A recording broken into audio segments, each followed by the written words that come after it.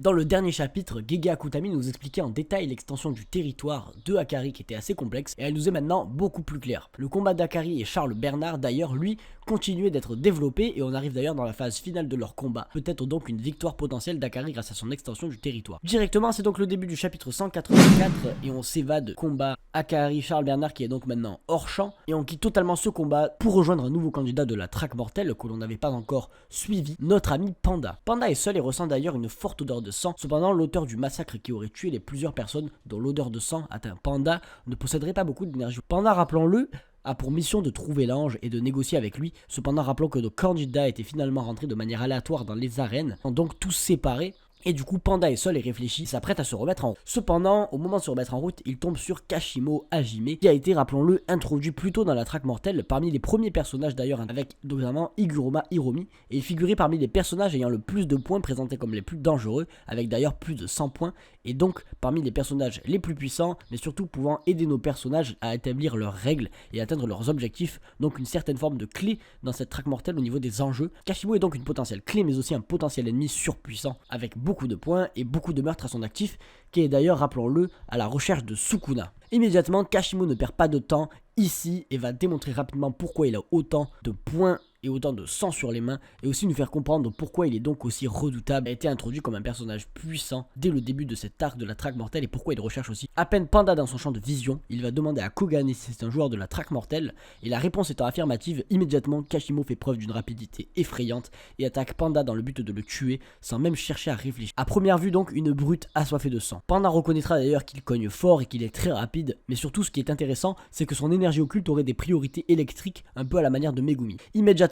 pour lutter, pas le choix, Panda va se transformer et laisser place à ses fraternels, il ne pourra pas bloquer éternellement ses coups. Panda et Kashimo se lancent alors immédiatement dans un intense combat où Kashimo reconnaîtra d'ailleurs un petit peu la puissance de Panda mais sans être choqué pour autre, car il va rapidement lui arracher un bras sans vraiment de difficulté. L'avis que s'était fait Kashimo est faux, Panda essaie de contre-attaquer mais l'écart de niveau semble béant. Immense. Kashimo cogne Panda d'une grande puissance et l'envoie valser contre un mur et semble le mettre dans un état hors de nuire. Kashimo d'ailleurs retirera ce qu'il a dit et va même le déclarer faible. Kashimo semble donc pour le moment avoir vaincu Panda sans aucune difficulté, ce qui ne présage rien de bon. D'ailleurs, Kashimo va profiter de ce moment de faiblesse pour interroger Panda, en lui demandant tout simplement s'il sait ou pas où est Sukuna. Cependant, Kashimo sent que Panda cache quelque chose malgré qu'il veuille couvrir Yuri. Panda évidemment ne se laisse pas faire et ne laissera pas accéder Kashimo à ses amis, et il contre-attaque enfin. Il n'est pas encore vaincu et laisse place à sa sœur qu'on découvre d'ailleurs pour la première fois avec une forme terrifiante et qui a l'air surpuissante, et il s'attaque de nouveau à Kashimo avec cette nouvelle forme. Kashimo se prépare à l'accueillir. Kashimo d'ailleurs, comme on l'a dit, peut manipuler son énergie occulte comme si c'était de l'électricité, une sorte donc de pouvoir élémentaire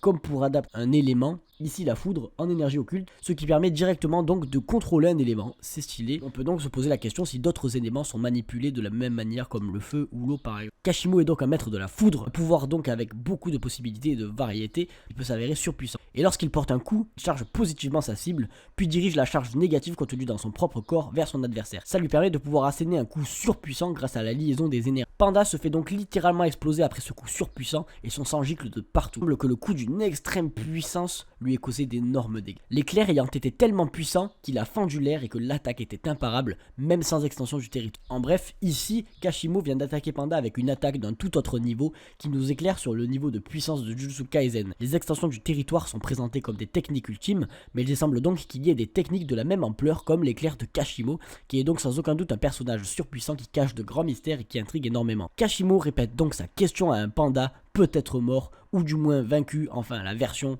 ici qui était présente, sa sœur, et lui pose la question, maintenant, où est Sukuna? Kashimo ici a donc en partie vaincu Panda sans aucune difficulté en présentant un niveau surpuissant. Panda n'est peut-être pas mort car rappelons-le il a 3 cœurs. Mais en tout cas ici Kashimo nous donne des indices sur les rapports de puissance dans Jujutsu Kaisen. On en apprend plus sur ce personnage notamment grâce à son niveau qu'il prouve ce n'est pas n'importe qui et qu'il aura une grande importance dans l'arc voire même dans l'œuvre. On apprend les possibilités de techniques surpuissantes nécessitant pas forcément d'extension du territoire et aussi la possibilité de manier des éléments. Et donc il existe peut-être des pouvoirs ou des personnes surpuissantes dans cette œuvre qu'on ne connaît même pas encore. Ce qui agrandit donc la variété d'attaques